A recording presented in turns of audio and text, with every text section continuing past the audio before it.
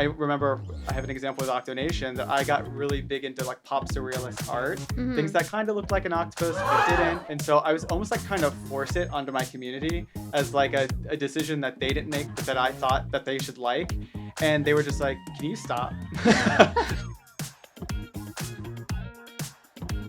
Hello and welcome to the Just Send It podcast. Today I'm here with Warren. Yay. Hello. Hello. Warren is the founder of OctoNation, which is the world's largest octopus fan club. I know we got some fun friends in the scene today.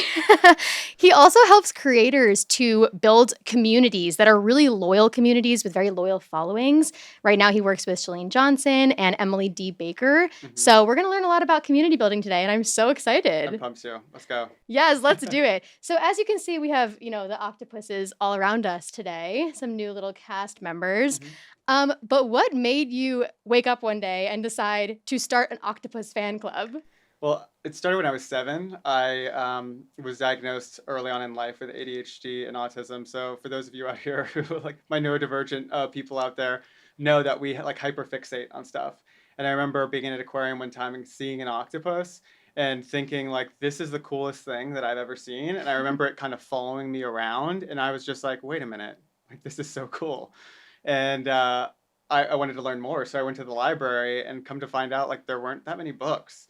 And so I just created this open loop that I was just like forever trying to close. And so I would go to different libraries and I would try to collect resources. I would try to write flashcards, and I wasn't getting that dopamine hit that I wanted as a kid. And so it just became this lifelong fascination to like discover more information about this animal, and then also to figure out why isn't there more information about this animal that's like readily accessible. Yeah, it really is so interesting. Like, I have to be honest, like, I've never really thought about looking into an octopus, but they are really fascinating creatures. Like, you were even telling me about how you can tell their gender through their, what is it, their third arm? Yeah, their right third arm. Yeah. That's so, like, weird. They have a hexacotylis. Yeah, we can get into that. That's on OctoNation After Dark. Yeah. It's so interesting. So you've now built a community through OctoNation of, what is it, like 800,000 people at this point? Yeah, we have over 1 million across all of our platforms, for sure. That is crazy. So what did it take to actually get to that first, let's say, 1,000 members? Yeah. So the first 1,000 members was interesting because I've always been a very like strategic sort of minded person. Even how I ended up, because I ended up in New York. Unfortunately, I lost my mom at a young age, but I ended up in New York as an intern for a fashion photographer. And how I even got that job was I was in Barnes and Noble and trying to figure out what I wanted to do with my life. And I remember seeing magazines, and I just had this idea. I wonder what it would be like to live in New York and work for a fashion photographer. And so I immediately strategically was like, how do I do this? And so I went and I looked at the magazines. This was back when Instagram, like, no fashion photographers were building their personal brand. They were just hired through agencies. And so what I did was I just started reaching out on Instagram through the DMs and just being like, hey, I'm not too sure if you have any interns or what your internships look like. I can make sure that you're getting behind the scenes footage. I can make sure that you're building your brand alongside the talent. I can make sure that and I just had this whole entire list. And 3 or 4 of them reached out and were like, do you live here? And I was like, no, but I can be there in, 48 hours or whatever. And so I ended up getting that job. So it was very much the same sort of process when I, started working and looking at OctoNation. I started thinking, how do I serve this community? Where are they currently being served? What are they being served with? And what sort of content, where's the gap? What's really missing? And what I realized was that people thought there was only like one type of octopus. They thought, I just know that an octopus is an octopus. Well, there's like dog breeds, there's like well over 300 species of octopuses. And so I first just started like octopus of the day. Like, let's look at the blanket octopus that has a 6-foot long trail of iridescent flesh. It's like this blanket, like this rainbow through the ocean. And people would say, this is the first time I've ever heard of this. Like, this is the first time I've seen this.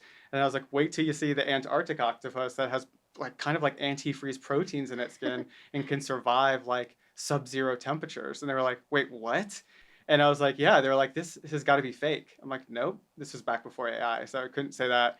And so it was just showing them things and getting them excited. I I wasn't sure how soon it would take off, but it took off pretty quickly with just me working with underwater photographers and saying, I love your photography, but I'd really like to take a journalistic approach to your work and really educate on these photos. And so my first kind of like campaigns were just strategically collaborating with underwater photographers, researching the species that they were covering, and then giving a long kind of synopsis on this is what the species is, this is where it exists, here's some fun facts about it, and that was enough to completely just blow up. Wow. Well, it's so cool to hear that story that you got your first internship because of social media, like Hmm. because of just reaching out. I think that's really I inspiring. don't think people do that enough nowadays. I think people are afraid or they think people are busy. But what I've found is that, entrepreneurs and just creators in general, we're all looking for help. We all think we're the only one that cares about what we're doing. And so if you reach out to somebody and be like, I'm really inspired by what you do. Is there any opportunity that I could intern for you? Is there anything that you need help with? You'd be surprised at who would say yes to that. Yeah. Have you Mhm. ever had anybody do that for you for OctoNation? For OctoNation, totally. Like I've had all of my moderators in our Facebook group are incredible, people that reached out to me and were just like, I'd really like to figure out how to get more involved. And because we were getting hundreds and hundreds of submissions a month, I needed help. I couldn't review everybody's submissions, and through our Facebook kind of like group, we decided, oh, we need to have principles, we need to have morals, ethics. We need to decide if we're for aquariums or anti-aquariums, or we have to establish all of these principles and really show people what we stand for. And so with those people, I really developed out the moral compass of Octonation. Mm-hmm. This is so interesting because you really built something out of such a specific niche Hmm. that was underserved. Like Yeah. nobody was talking about this. Did you start in Facebook groups? Is No, that I where you actually started? started on Tumblr. Like, No way. yeah, like I started on Tumblr, and Octonation, before it was Octonation, it was just Octopus Things, like capital O, lowercase c, like that sort of convention, and then a Z at the end. And that's kind of where I like started, just to be like, I wonder if this thing will take off or not. Yeah, and clearly it worked. Yeah. And now, I mean, at this point, you have done so many awesome things. One of which is like you worked with National Hmm. Geographic and you wrote a book. You co-wrote the book. At what point did all of these things start coming to you? Was it when you had a smaller following, or was it only until you got the credibility, I guess you could say, that they started noticing? Another thing about me in the beginning is, you know, there are a lot of people who call me like a visionary from the standpoint of I dream big, very Mm-hmm. like in the beginning. And then I even ask myself, what would need to be true for this to happen? So if I wanted to get the attention of National Geographic, what would need to happen? What kind of content would I need to create? Who are the sort of people that I would need to get in touch with? I start building out. This is just kind of the way that my head works. And because nowadays you can have a post and it could go viral overnight, right? Mm-hmm. And so if that happens to you for whatever reason, and you don't have kind of like this mental framework of if this does actually happen, what am I going to do with all of this? And so very early on in the beginning, I kind of mapped out, you know, my mission and my vision, which is every creator I feel like needs a mission and a vision. And I remember my mission in the beginning was just to have the largest Octopus fan club. And then when I got over like 1,000 or 2,000 followers, I was like, well, I'm kind of it. So I need to dream bigger. And so I actually worked with somebody who helped me develop my vision, which is supposed to pull you out of bed every single day. And my vision for OctoNation was to become a global leader in wildlife education, research, and conservation. Mm. And so with that vision, all of a sudden I was like, who would I need to collaborate with if I wanted to be a global leader? What sort of content would I need to post? What would I need to like work towards? Who would need to be associated with the brand? And I started kind of mapping those things out, and then creating content that I feel like could get on the radar of those people. So like to give you an example, like aquariums all over the world. So I developed a program called Interview with an Octopus. And it was where I would go into an aquarium and I would ask the aquarium for permission, and I'd say, hey, I'd love to see behind the scenes, and I'd love for somebody to come in and just film me interacting with the octopus and interviewing your Aquarius, and then talking about your mission to the ocean, and how you're kind of mapping wonder to the ocean through the octopus in one of your exhibits. And they were like, this is amazing. Like, where did you come from? And it's just kind of coming up with those like thoughtful campaigns where it's like, well, what's in it for me? And I was like, with the aquarium, I was like, I can create something that, you can share on your profiles, we can share on our profiles. And so I started collaborating with those aquariums, and that got actually the attention of Facebook HQ. Got the attention Wow. of back then, but now Meta. And Meta said, we really love what you're doing. We would love to send a film crew out. And so it went from just somebody, holding their phone and shaking, to a full blown, studio coming out. And that took me doing an interview with an octopus at like maybe like 5 or 6 different aquariums and Mhm. doing that concept, before they were just like, wait a minute, I think you have something here. We would really love to produce this for you. Wow, it's such an inspiration though, because I feel like majority of people who are probably watching this are at that point of starting with their phone, right? Because Hmm. we all start there. Yeah. And it's so cool to see that, like, just from having such a deep passion and from having that, like, ability to dream big, you were able to create something from scratch from your phone that then, like, someone like Meta or Facebook saw and was able to, like, put money behind and turn it into something so much bigger. Yeah, you see, I mean, everybody has the ability. Everybody that's listening and watching this right now, you are essentially the like because we have such a decentralization of media, meaning like when you think of traditional television, that everybody is like either is on all these other platforms. You can be like the Netflix of your given space. And so Mhm. to me, I thought, how do I become the media company for the octopus? How do I become the PR agent for the octopus? What sort of content would they be producing, to get the attention of people who are interested in them, and then, get people to join, our cause. And so everybody has the ability to do that. Yeah, Hmm. that's so awesome. So let's talk a little bit about community building for somebody watching who wants to grow some sort of a community. Hmm. How would you say that you turn a casual follower into someone who's really a fan of you? Yeah. So I would say that the first thing that I always start with anybody that I work with, is I have the 7 C's of building a fanatical community. And the first one is clarity. And typically people are just off to the third C, which is creating content, which is a great Mm, start. But if you're creating content every single day, without clarity as to who you're creating it for, what it's about, and so that clarity is, who is your community for and what is your community about? And the more abstract and vague those two things are, the more you're potentially creating a community where there's going to be infighting. People are going to be like, I want more of this. I want more of that. I liked it when you did this. I liked it when you did that. And so you kind of have to, and this is just one way to do it. Okay. There's multiple ways to do it. But when you're building like fanatical online communities, I've found that if you answer those two questions and you kind of create within that lane, and you have a vision and a mission for that lane, that clarity, then you know exactly what you're creating for, and you can really uh, make people confident in your commitment to them. That every single time you post, they're raising their hand and they're saying, "This is for me." Like mhm. every single time I post on OctoNation, they're like, "This is for me. This is for me."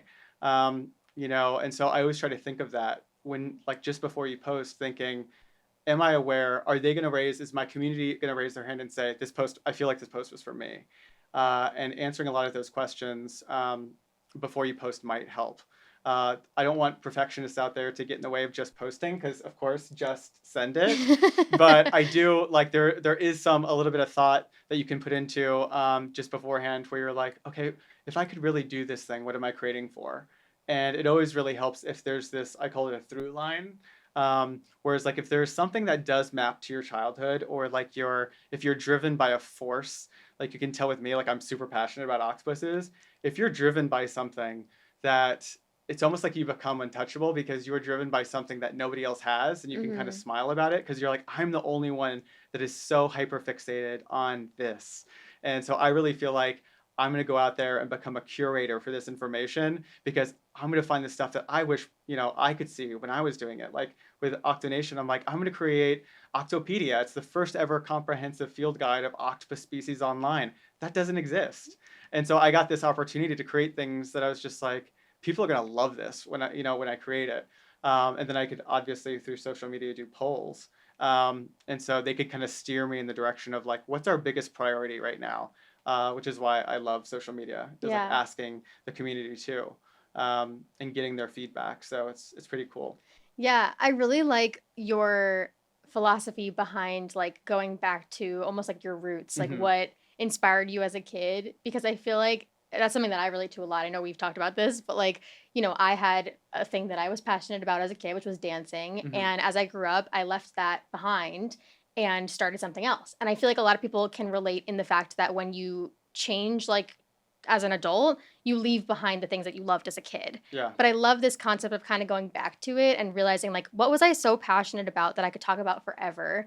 And even if I don't want to necessarily lean into it, how can I at least relate it to my current Yeah. career and my current story? So I think that's really I awesome. do that. I mean, oftentimes I'll be like in an Uber or be in a Lyft or be somewhere and just talking to the person, and I try to pull a community out of them. Like I try to figure out like what could be their community? Like what could they put the flag in the ground and be the vessel for? And it's just a really fun thing to do because there's typically something. If I talk to someone long enough, I can find what lights them up. Like, Yeah. what do they just like? They think nobody cares about this. I'm like, you could create a community around that. Like, there are people out there that'll just be like, finally, somebody decided to do this thing.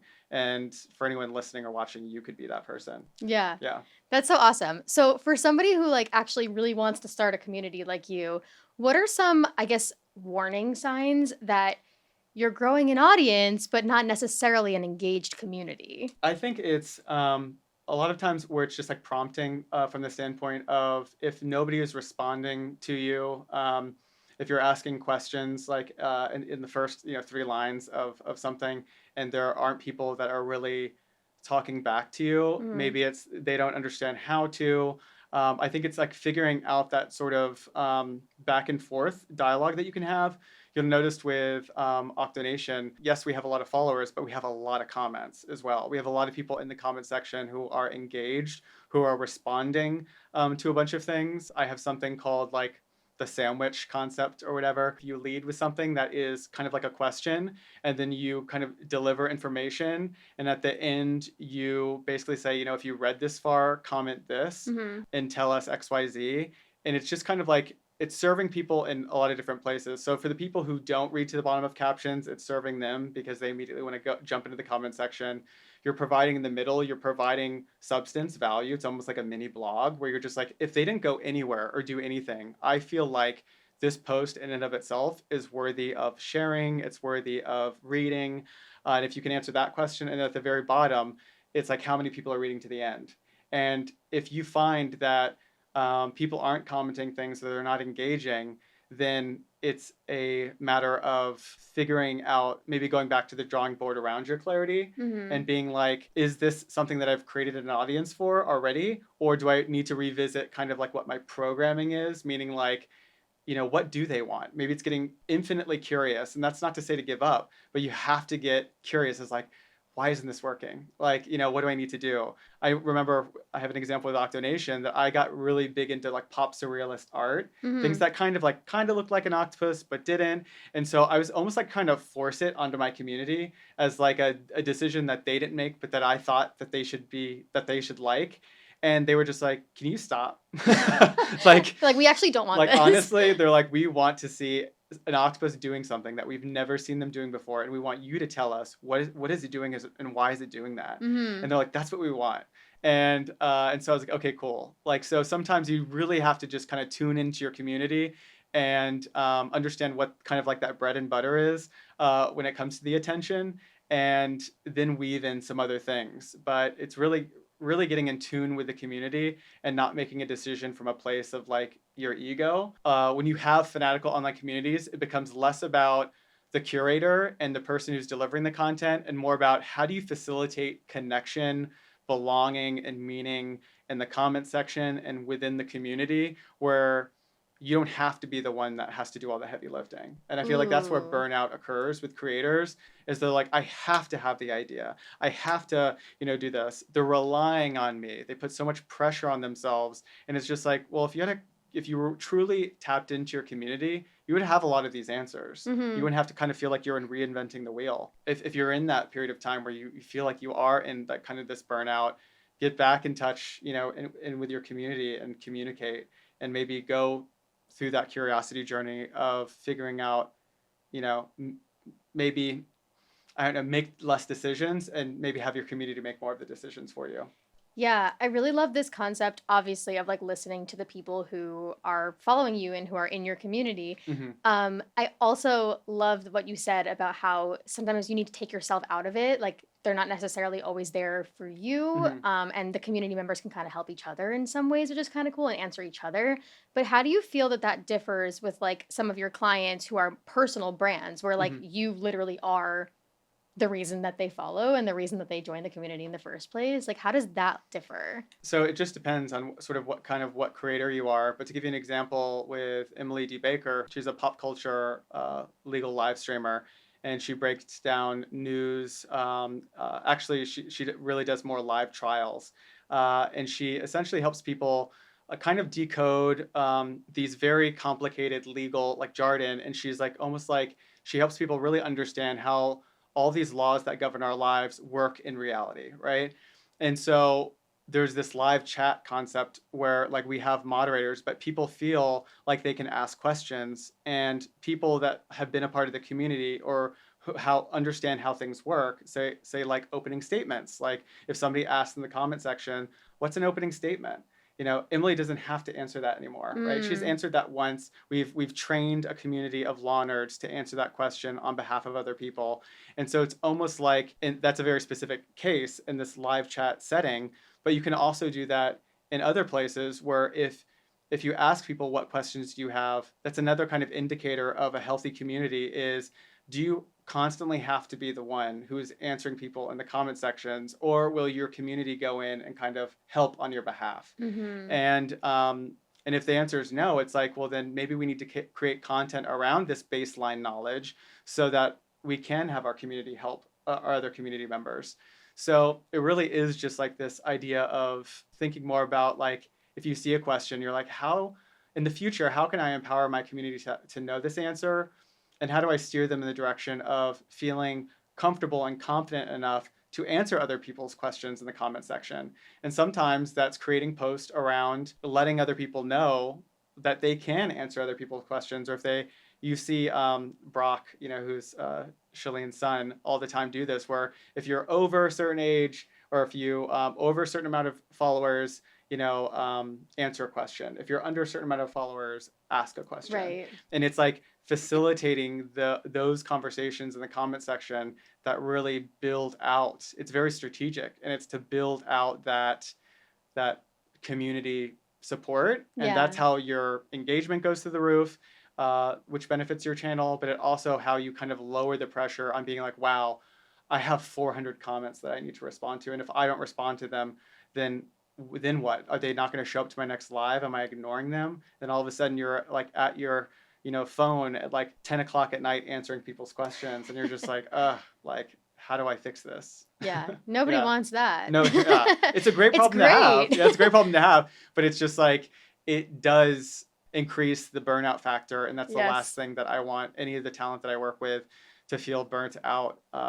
And so you kind of have to figure out how to fix that. Yeah, 100%. I also think there's so much to like building such a strong personal brand through the content that you post that, like you said, empowers people to like know so much about you, about the content that you post, that they can just answer the questions themselves. Because I've been a part of some, I guess, communities or seen like in comment sections or somebody would be like, oh, like, where did this person go to school again? And then they're like, oh, blah, blah, blah. And someone in the community can just answer it. Like Yeah. they know. And I've had conversations with a lot of big time creators because they're trying to facilitate, what we're talking about right now. Uh-huh. And I have to like get them to take more accountability for them not having ever done the right thing to build a community, because typically they do put a lot of pressure on themselves to create this content and to not facilitate community programming. And so I have to tell them like, hey, you're posting on Instagram, but you're using Instagram as a way to just drive people to YouTube. The people on your Instagram account haven't been educated. You're assuming that they're going to go to YouTube to get educated on the things that you're talking about and then come back to Instagram and teach your community. That's like asking people to like after they watch the previews of a movie in a movie theater to get up and go to another movie because that's where like the movie's actually going to be being shown. You have to kind of think of this in an online space. You're asking too much of your audience, and while it might seem like an easy thing to do or they should just do it, It's like, can we make it easier for them? Mm-hmm. Can we create more content that on your native platform that gives people the information that they need to show up for people in the comment section? And if the answer is no, then you can't be mad that you don't have a community on Instagram because Yeah. you're constantly driving them to YouTube. So it's just, you really have to kind of, be real with yourself in those situations. Yeah, this is so interesting. So, one of the things that obviously a lot of creators are constantly striving for is Mhm. to go viral, right? You have that one video that goes mega viral, and all of a sudden you're like famous and, the Yeah. whole thing. But that can be a really big challenge Hmm. because sometimes, the virality doesn't necessarily translate into sustained growth. It's Hmm. one time growth and then dies out. So, what would you suggest, like for one of your clients, when they go mega viral, how do you capitalize on bringing those people actually into your community? I have a really interesting take on this where I'm terrified of virality. So all of these agencies that can like promise creators like viral content and viral post, I think it creates a very fragile community from the standpoint of like there's not a deep loyalty that they have to you. Mhm. And that if you change up your content strategy at any moment, you're going to get 500 comments that say, can you please go back to doing this? Can you go back to doing that one thing that we know you for? Yes. And that's the worst thing that you want. So I always try to make sure, and this is going back to those 7 C's with clarity, is make sure that before you try out that content that you do so, like I call it like scratching off a lottery ticket. But before you post, it's like, if this did go viral, am I okay with staying in this lane for a little while, from the standpoint of I know that people are going to constantly ask me about this. Am I willing to kind of shake the foundation of my community for a little bit, because this is kind of not like what I've been doing before? And so the community that I have built to this date, am I okay with shaking it up? Mhm. And if the answer is yes to that, then good luck. But what I found is that making sure that your programming or that your content is intact before doing that creates the most fanatical online communities you've ever seen. Like, to give you an example with Emily, we have all these YouTube executives saying we've never seen like such high retention rate, such returning viewers, such like this is you have a unicorn that's Mhm. going on right now. And it's because we always like to say that like we're a container ship, and that we will make small, changes when it comes to our programming. But the Emily that you've known to come, love, respect, she's not going anywhere. She's not going to change it up on you. You're never going to be surprised. She doesn't cover late breaking news. Like, what you see is what you get. Mhm. And there's this comfort in that our law nerds have. And that's very intentional, from the standpoint of we want to build a legacy brand. We want to build a brand that's going to be around for a long time. And with that comfortability and that staying power comes being a little bit more intentional. And I'm not saying that it requires a ton of thought to do this, and like you really need to sit down, but it does require just being a little bit more intentional, because you can get lost in all of the content that's like go viral. You want to do this, work on your hooks. All it matters about going viral. And for me, I'm just like, if I went viral for something, I'm going to bring in a host of new people, and I have to make sure I'm in the middle of 7 children. So like I have to make sure that they all get along now. That's a lot of pressure. So like what am I going to do, or who am I going to collaborate with? If I collaborate with a person and all of a sudden they're having like this other online party with all of their community members, if I imagine like a virtual party between the two of those people, would they get along, or would they be like, actually I don't like you, like, or what's going on? And so I really think of these like amoebas of like people when I think of like even strategic collaboration. Is that audience like, does this collaboration even make sense? And I feel like there are some people that are just collaborating with the most viral, the people that have the most amount of followers. And again, I think the reason why the communities that I've worked with have such staying power is because there's just so much intentionality that comes with why we do what we do and who we do it for, Mhm. and is it going to help her throughout her life? And it's the same question that I answer for OctoNation. Is this, if I turned on OctoNation TV, is this something they're going to be like, oh wow, this is really cool, like I really enjoy this, I'm not turning this off. Thank you, OctoNation, for thinking to create something like this for Octopus fans. And so it's almost like kind of viewing yourself in that sort of light. if you can get excited about it and then you say, hey, I have this idea, I'm thinking about this, they're like, oh wow, like that's such a cool idea, you should totally do that. And that's even how like all of our merch came about, and how we even launched a merch store was people being like, there's not enough Octopus merch. And this was back in like 20 like 2016. You didn't see that much stuff with Octopus on it. Now I feel like you can't go anywhere without seeing Octopus merch. And I think a lot of that is just like um, the community that we built. But it's just a fun thing that we've done. Yeah. So I originally was going to ask about this later, but now that you bring it up, Yeah. what made you go in the direction of merch? And also, like, would you recommend that for the majority of creators? Like, what's your stance on it? So it's just really dependent.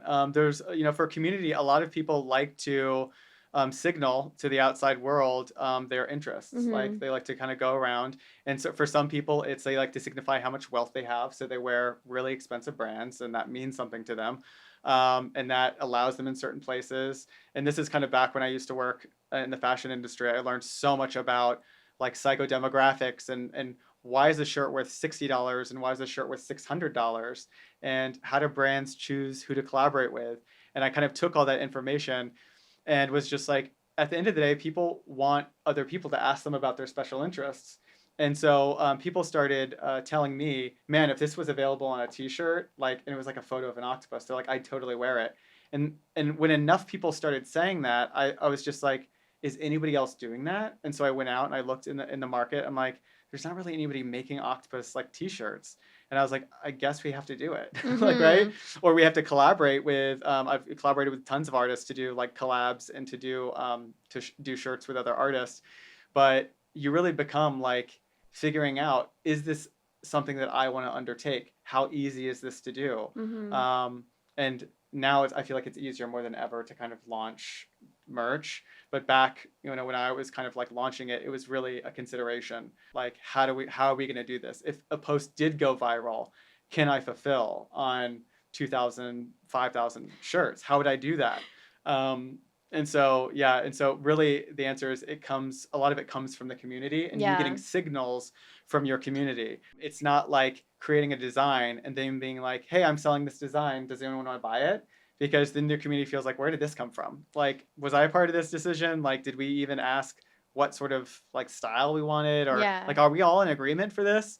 And Well, it's kind of, I was yeah, gonna say that's how you end up with the situation that you were saying earlier with the art that didn't work. yeah, And everyone was like, what is this? Like, uh-huh, because you just did it because you thought it was cool, but nobody asked for yeah. it. And so now I feel like I make a lot of my decisions are like a decision between, and now that we have a nonprofit organization, a lot of the decisions I make in terms of programming and in terms of what I'm creating next is a decision that my community makes for us. And Hmm. they're saying like, I'm not seeing any Octopus curriculum in schools. So I'm like, okay, cool. How could I do that? How could I create that? This is how much it's going to cost. And then we do a fundraising campaign and then we create the thing. Yeah. Same thing with this anatomy poster that you see down here.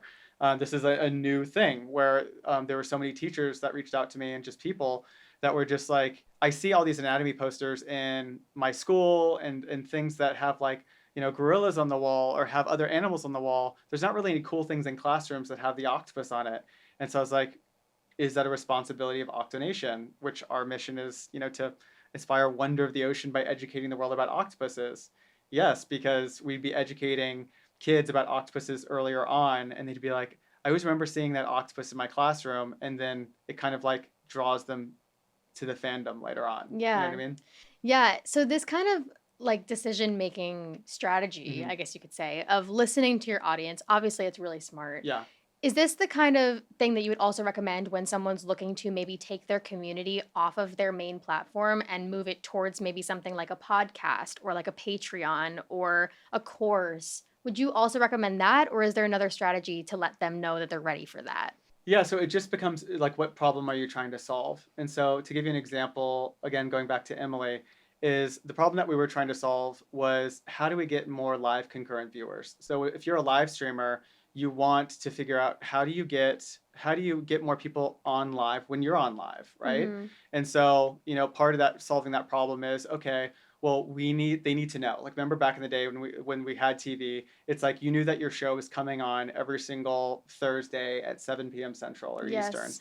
So we were just like, okay, what would be the easiest for them is to have a set schedule. So, okay, that's solving that problem. So we're going to go live on, Tuesday, Wednesday, Thursdays at 11 a.m. Central. The next thing was, what's our tech stack for our notification system, right? So, when using the YouTube notification system, it's not as reliable. It'll only send out so many push notifications a day, even if you've tapped that bell. And so you have to think of, okay, how much of this is my responsibility? Whereas I think most creators will go, well, it's YouTube's fault. They're not delivering my content to the people that they hit the bell. They said they want to do it. So this isn't on me. It's like, no, you have to take more responsibility, unfortunately, for that. So what more can you do? Is it an email list? Okay, so you create, your opt-in so you can email Right. people. But then recently it got to the point where, Apple is kind of like segmenting people's email list into promotional tabs and things like that. So that's not a reliable source. So it falls back on you, again, the creator. How do I solve this problem for live concurrent viewers? So then for us, what we decided is that we have to create our own app. Like Oh my we had gosh. we had to create our own app. And so we ended up doing that. And now we can confidently drive thousands and thousands of live concurrent viewers because we're in control. And so sometimes it's understanding that it's not the platform's fault at the end of the day. It all comes back to you and what problem are you trying to solve? And and if this is stressful for you, listening to it, being like, why do I always have to solve all these problems? One thing that one of my mentors taught me is the answer to who doesn't always have to be you.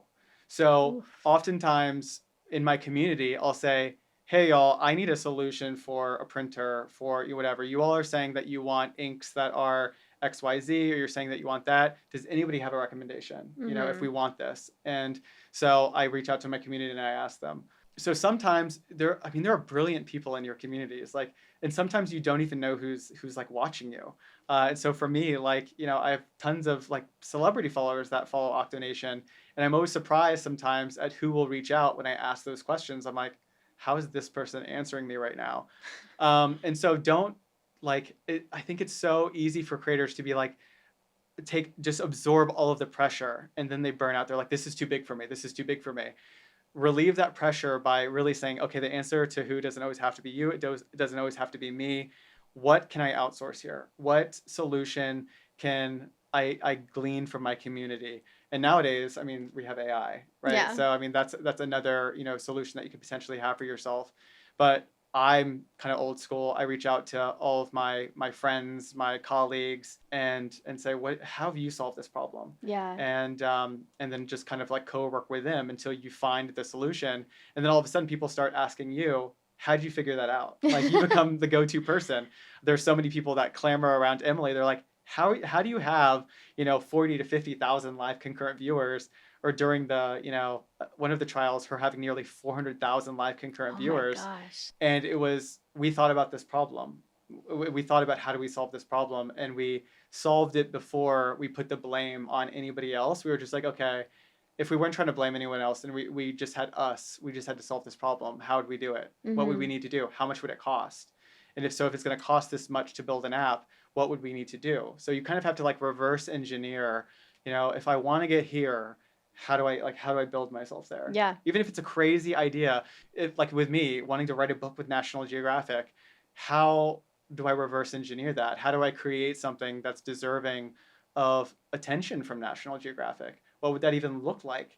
And it's really answering those questions before feeling a sense of entitlement to be like, well, they should just work with me. Yeah. Like, no, No, that's not how that absolutely works. not. You have to build that case study out, That's such an right? interesting way to look at it, and very, very smart and Uh-huh. strategic as well.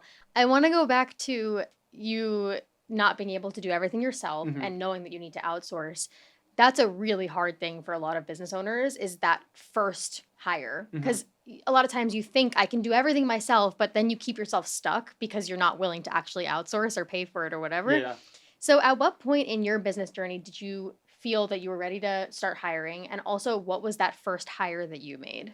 So I actually, again, going back to me being in the middle of 7 children, it was really hard for me to ask for help. I've always been you need to figure this out. You need to figure this out, which is how I can confidently say now the answer to who doesn't always have to be you. And so I remember applying for a grant for OctoNation because I was just like, I really want to build this thing, and it's gonna cost. I want to be able to pay photographers. I want to be able to pay science writers. I want all of these things. What should I do? And it was, okay, there's grants. Grants exist for this. And I applied for, did an application for this Facebook Accelerator program. And I ended up getting in. And I think I got like 30K to kind of develop out. And a part of that was an executive leadership coach. Mm-hmm. And I got on the phone with a coach and basically would tell him, I'm like, I need to do this, I need to do that. And he taught me something. He said, anytime your brain says the word need, he goes, that's a sure sign that you need to delegate it. He goes, you will always do the things that you want to do. He goes, if you want to get coffee, you're going to go to the coffee shop right now and get coffee, right? And I True. said, yes. But if you're just like, oh, well, I need to post today versus like, I want to post today. Like, Yeah. I'm so excited. And he was just like, your brain will tell you if you ever feel like I need to, I should do that, I need to. He's like, that means you've outgrown the task and you need to delegate it. And once I had that like paradigm shift, there were a lot of things I felt like I needed to do that I'd outgrown. Like, I need to write every single post on Instagram. I need to do that. Nobody can do that for me. I'm the only one who can do it. I'm the only one who understands the voice. I'm the only one who, I'm the guy. I'm the PR agent. No, that's way too much pressure to put on myself.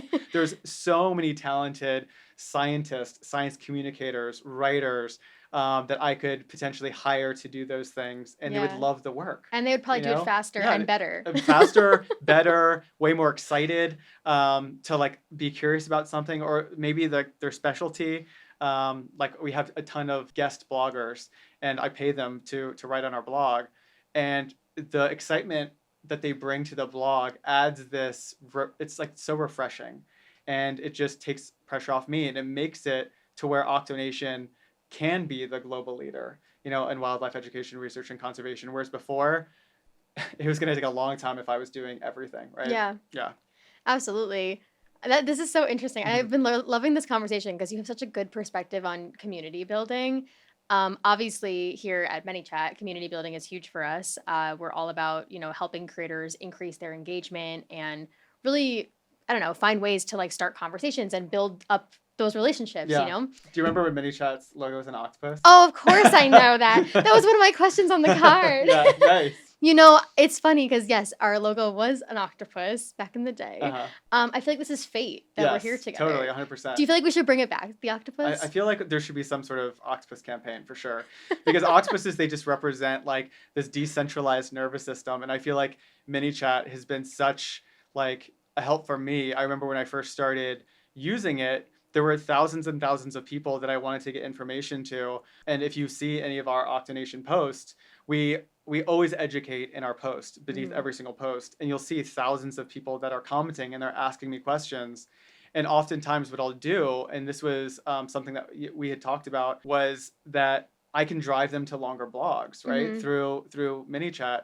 And what I found was I was able to trend and rank on Google way faster by being able to say, comment octopus arm or comment squishy. If you want us to send you the blog where we teach you about how octopuses can fit through anything that's the size of a quarter or anything that they can get their beak through. And so what I started seeing in my comment section was like, squishy or beak or whatever keyword that I put, and driving all of that traffic to the blog, it increased the amount of people that donated to our nonprofit. It increased the amount of people that were reading that content and that could educate other people about how that happens. It drove so much authority for us as a nonprofit organization that would have taken me so much time to do by myself. And so it was just a really interesting way of using the platform, and something that, like, if you even like Google octopus suckers, OctoNation is the #1 on Google, and I have a lot of thanks to Manychat as a result of being able to drive that much traffic to where people could learn about octopus suckers or something like that. So a lot of that is figuring out how to use tools, not just Manychat, but how to use all of your tools together to drive people to places where you feel like you're proud of. And that results in, like I said, tons of growth and tons of community building. Yeah, that's so amazing and so interesting because, I mean, a blog is such a useful tool for a lot of people. I feel like people underutilize blogs as creators just in general, but it is Yeah. really helpful for SEO. Because people are still Googling stuff, and Yeah. lots of AI is trained on just the internet in general. And so, if you have a footprint there and you have an authority, there, I see every single day sales from our merch shop coming in from Claude or OpenAI or any of these platforms, Mm-hmm. and it's a result of, I think, of us building out this authority figure, and we've been around for. We're celebrating our 10-year anniversary this year. Wow. Oh Yeah. my God. Thank you. Congratulations. Wow. So, on the topic also of Manychat as well, obviously you build a lot of personal brands with Shalene, with Hmm. Emily. I think one of the biggest struggles with automation that a lot of creators have is balancing that feeling between sounding human Hmm. and still being able to build the relationship with your community while also using Manychat at scale so that you don't have to answer 5 million comments all the Hmm. time. How do you suggest that creators kind of balance that relationship? Yeah, so again, it's kind of going back to thinking about it. And there's a lot of people where you kind of have to ask yourself, a lot of these tools can be used for like a bait and switch, Mhm. right? And I think that's how a lot of creators use them, unfortunately, because I'll see a lot of creators just using things to like hack people's attention. But people are smart, and you have to ask yourself, like, is it worth it to kind of break that trust in your community by doing a bait and switch on certain things? Or do you genuinely feel like that you're driving people towards something that's deserving of their attention? And I Mhm. always use that, like when I get to that third C of building a fanatical community, because people's attention is so scattered nowadays with everywhere. So you really have to ask yourself, is what I'm doing deserving of attention, or do I feel entitled to their attention just as a result of me creating something, right? And there's a lot of entitlement that's happening, and you can typically tell with how unconnected a community is, where if they do one wrong thing, their community is gone, versus them doing, maybe having one slip up and their community being like, no, like we're good, you've provided us so much value, or we're willing to like overlook or forgive, or a redemption arc. But if you've built your following on a house of cards and bait and switch using automation tools, then you don't have the community that you think you have, and you're like one post away from potentially breaking it all. Oof. And so yeah, so for me, if I am using these tools, I feel really good that like if they do comment that keyword and they do go to their DM and they do open that thing, that they're going to be pleasantly surprised with what I sent them. It's not going to be a bait and switch to an offer. It's not going to be a bait and Yeah. switch to if you just do these 5 tips, but now you have to opt in for this, whatever. It's like serve your community where they're at, and then use kind of these tools to give them even more value. Don't skip out on the value in the beginning. And if you look at any OctoNation post, you can tell I serve the community where they're at natively on that platform, and use the tools to give them even more. I don't use it as a way to kind of be like, now if you really want to see the thing, then you'll go over here. And I feel like that's just short-sighted. I feel like there's a way that you can build a deeper relationship, and that's serving your community where they're at on whatever platform they're at, and Mhm. not using platforms as a way to kind of like skip to other platforms and hack the system. It's like, choose a platform, at least initially, like, really Yeah. choose one. There's a lot of people who will tell you you need to be on every platform, but again, at the end of the day, I've worked with so much talent over, since 2013. I've been working with so many people, underwater photographers, artists, you name it, entrepreneurs. And my job at the end of the day is to make sure that that person doesn't burn out. And so I will always do, my North Star is longevity for the Mhm. creator and for the talent. And while these tricks, these performance marketing things, these, whatever, they might be great dopamine, and they might, yes, you might make, a good amount of money by doing some of these certain things. But how does it impact the sentiment that your community has with you? Mhm. How does this make them feel about you? How are they talking about you in the Reddit forums? How are they talking about you? That's Yeah, scary. how, like, what's going on here? And sometimes you can use those forums to play counterintelligence, and be like, yeah, we really kind of missed the mark there. Next time we shouldn't do that. But if you can think about that before you make the mistake, or before you use a tool to just be like, at the end of the day, I'm just looking for more clicks, like have it mean something more than that. And Mhm. if you want a deeper, meaningful community, then it's got to mean something. It's got to mean some. You have to use the tools for more meaningful things. Yeah, fully agree. And that's one of the philosophies that we always try to explain to creators as well is that Hmm. like using a tool like ManyChat is a great way to start the conversation and to give people, I guess, like a next thing that maybe they're already asking for, but it's not to replace community building. Like it's No. not necessarily to replace um, building up the relationship with these people and sending voice messages if that's your thing, or sending, DMs that are from your heart as much as you can. Like it's a great tool for being able to send the things that they want, but not necessarily to replace that authentic human And connection. I feel like even all the people that speak, because I looked at the roster that spoke at the Manychat Summit, Yeah. and even the people that you all profile, I think the reason why you work with the creators that you work with is because they're a great representation of how to do that. Like, with Brock, he's a great representation of how to build and how to use these tools for a deeper connection, not like oh, this is a cheap trick to get you XYZ, Right. but it's like, how can I build a community? You see that he's a great example. He snowboards. He's like, he loves his wife. He loves to spend more time with her. He's got his priorities straight. Hmm. And I think he's a great representation when you're looking at like using those tools to make your life better and more full than using them as a way to maybe get a huge cash infusion as a creator, but kind of mess with the sentiment of your community towards you. And so it is definitely a balancing act, but I I think by just incorporating some of the things that we talked about here today, Yeah. so that they can move in a better direction. Yeah, definitely. So a little bit of a shift. When it comes to things like monetization Hmm. and, making money and all that Yeah, kind of stuff, obviously one of the big things that you do for your clients is get partnerships and brand deals. And a huge, I think, disservice that a lot of creators end up falling into is that they accept a lot of partnerships that don't actually align with their hmm, brand or their values, and then it ends up biting them in the butt. yeah, So, how do you find partnerships for your talent that feel super aligned and that don't ruin that connection that they already have with their community? yeah. I feel like when I back in like 2014, 2015, when I was in New York, I think I first started getting started working with my friends for free, and a lot of them were models, a lot of them were artists, and they were so kind of stuck on working with agencies and stuck with working with brands, and a lot of their bread and butter or their money came from stuff that was out of their control. And Mhm. so I've always been a really big advocate of not needing, like being a pirate ship almost, and not needing other people to sustain myself as a creator. And so I kind of first start there.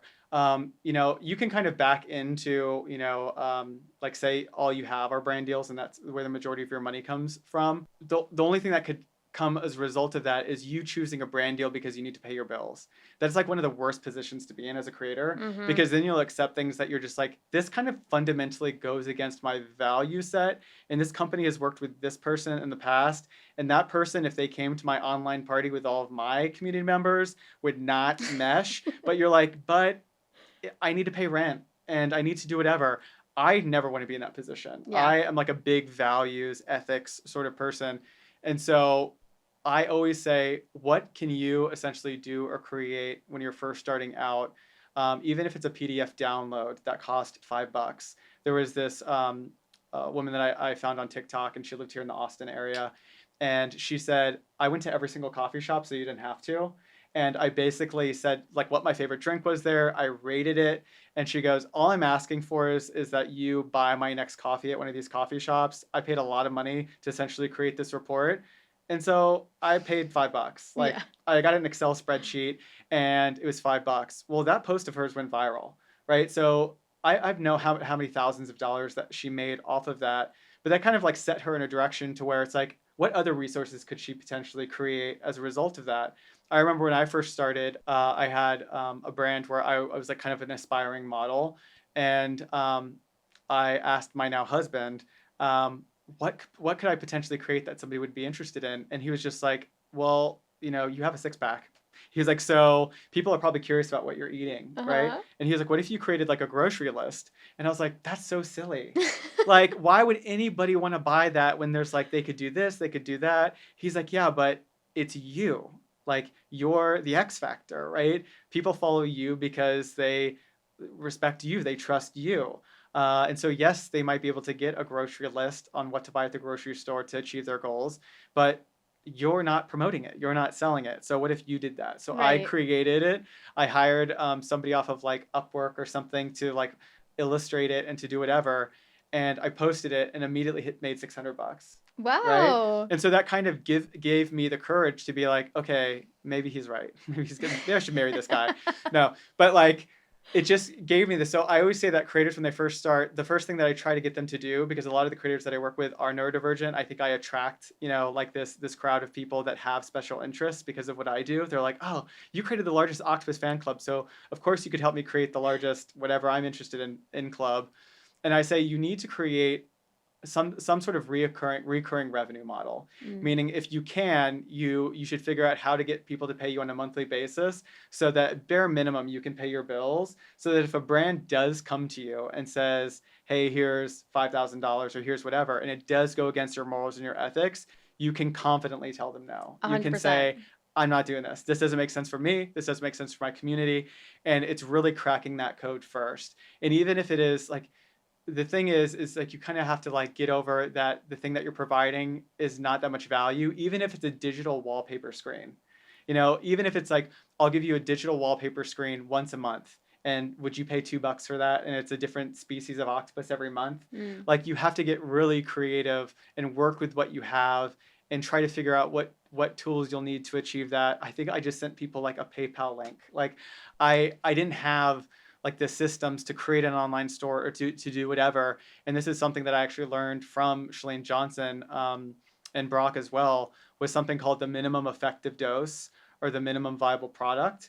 And it's like, what's the bare minimum V1 thing that I could potentially do? So if I did want to sell a grocery store list to my community today, how would I do that? Well, a V5 or V6 might be to create a Shopify store. Right. But then I need to pay $40 a month, or then I need to pay whatever dollars a month. Okay, what's the least expensive thing that I can do? Okay, I can create a PayPal account, and I can create a buy now link, and they can pay me off of that. I'm sure some attorney or lawyer, this is not business advice, or whatever. Don't like, take this advice. Don't take this, don't take whatever, like consult, get an LLC first, or whatever, all those different things. But like, really start to think, what is the least amount of things that I have today that I can work with to make $1 or to make $5. And really, once you start cracking that code, and you're essentially a community driven institution, and that essentially, that term means that you're not beholden to any advertiser, to any whatever. Your community is funding your programming. Then when something comes wrong that's like misaligned, you go, no, I'm actually not interested. And that's essentially what I built with Emily. Was in the very beginning, we were just like, I think we were using Patreon, and then we got off of Patreon and created our own thing, right? Become a pirate ship. But when we were first initially starting, it was just like, this tool is easy. Like, this is what we can do. And then after a while, it's like, okay, but they're taking a lot of fees. Right. Now it doesn't make sense at a certain point to use this. So let's go to our own thing, And so it's really starting off with, if you are a creator, being like, what is my community interested in? And once you kind of like crack that code, and you have that initial product, and like, I'm not saying it has to be a course, it has to be whatever. Maybe it's just you saying, are you interested in this program that I'm about to do? This is how much it's going to cost me. I have to fly, like say with OctoNation. I actually self-funded this all myself by working like a side job to do it. But I paid for myself to fly to the aquarium in California. I paid for the Uber to get there. I paid for, the hotel stay. I paid for all of those things.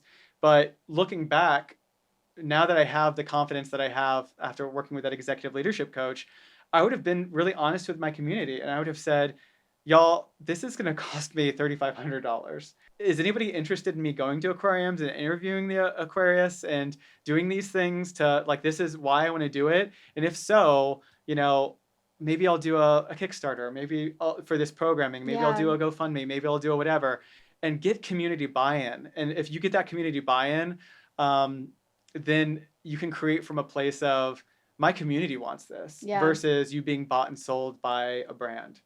Which I don't feel like is a good place to kind of put yourself in, because then you are so all over the place with being in alignment with that company's values, and then you have to look at who they've worked with in the past. Are those people in alignment with your community, before like staying off? So I hope that like long like thing made sense for people. But like, to make a long story short, it's really get scrappy and get creative and think of what is that MVP or that minimum viable product that I can create that isn't going to cost a lot of money that I could launch today, Yeah. and not be a perfectionist and see if my community is interested in it. And I did that even with the OctoNation. I've done this multiple times. I feel like we could talk forever, but like with the sticker club we created, Uh-huh. I was watching a live stream and I found this incredible artist randomly. I think the algorithm just served me up somebody, and he was drawing like a robot. And I said, I didn't even know who this person was. I said, this robot would be a lot cooler if it had more arms, like making an OctoNation joke, right? Yes. And he was like, I can totally, I think he said like, I can totally do that for enough, cash or whatever. And I was just like, okay, how much do you want? And then we got on the phone later on, and he's like, I'm actually following OctoNation. I'm a huge fan. And we created, I think, our first design together. And then I asked my community, hey, would you like me to create a design a month? And how much do you think it'd be fair to pay for that? And so I think we created a sticker club, and it was like $5 a month. And we got 300 people in it. So it was like, creating these things and asking your community. And then even like, that's such a great example of the answer to who doesn't have to be you. I didn't draw the thing, Yeah. I worked with an artist who, had been following OctoNation. So it just kind of goes back to like, if you want, it's like kind of like just asking yourself and believing in yourself and solving the problem that you have right now in order to kind of achieve your dream. And I think being excited about it and being like, I can't believe that this is my job now. Like with OctoNation, people tell me all the time, they're like, it's easy for you because, you run something that's so niche. I'm like, yeah, I didn't create this because some like person said, choose a niche, and if it has a lot of people in it, like then you should be in it. I was genuinely obsessed Right. with this animal. That's what makes the best Yeah. businesses, And when you're you'll obsessed with and you'll it. find that if you have that obsession, you're pretty much like, you come from this place of collaboration, and you're not just like, I want to be the best at this, but like I truly want to be the most collaborative at this and work with the most organizations that are in line with what I believe and really create something for the community. Then it becomes less about you and more about, like I said, growing this thing that's way bigger than you could have ever imagined. Yeah. It has been so awesome to have you here. Seriously, like I think this is so valuable, and I learned so much as somebody who would love to like grow such a like what is it, Yeah, fanatical fanatical online community. community, yeah. Fanatical community. I'm going to use that phrase now. Hmm. To close us out, I have one last question for Hmm. you. And it is, what quality of an octopus would you say that creators need more of? Oh, it's my favorite fact about an octopus is octopuses, if you look at these pupils right here, they have these horizontal shaped pupils. And what's interesting about the octopus is they have nearly 360-degree vision because they've evolved over hundreds of millions of years. They're like a squishy floating protein bar in the ocean, and everything wants to eat them. So they had to develop an eye that essentially has no blind spot. So they can nearly see 360 degrees, around them. And I'd say that creators, just kind of like thinking about like, what do I have available around me, and how do I be more resourceful?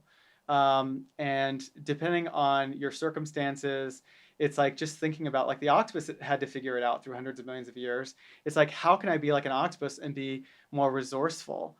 I feel like the eye is a great representation of that, but really I think that what that comes out to is this like evolutionary resourcefulness, where it's like, really not giving your power away and saying, well, if this doesn't work, then I'm not going to do this. Or if this doesn't happen, then I'm not going to do this. But it's like really getting curious and being like, how do I create this? How do I have the confidence to think that I can have the number one octopus fan club in the world? How can I create something that's deserving of attention? And I think once you kind of like go through this thought experiment, then you're just completely aligned, with what you're doing, and nobody can kind of get in your way and convince you otherwise, because you're driven by something that is just like, it charges you up every single time you do it. And I Yeah. think when people see a post from OctoNation, or they see anybody that I have worked with, they see that they're driven by this thing that like, it's this force, that's just like, good luck like competing with this person, or good luck because they're not competing against themselves or other people.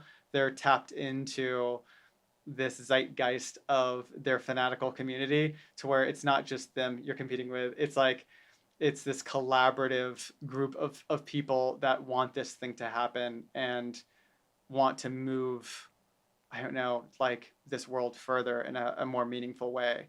And I think when you kind of transcend and get to that point, um, it just changes everything. Yeah. So yeah, once you tap into that, creators, it's like game over, like, or game on, I should say. It is so amazing how passionate you are, not only about the octopus, but also about the work that you do. Mhm. So thank you for sharing so much awesome advice with the lovely watchers. Yes. Would you mind just sharing to our awesome audience where they can connect with you and also OctoNation? For sure.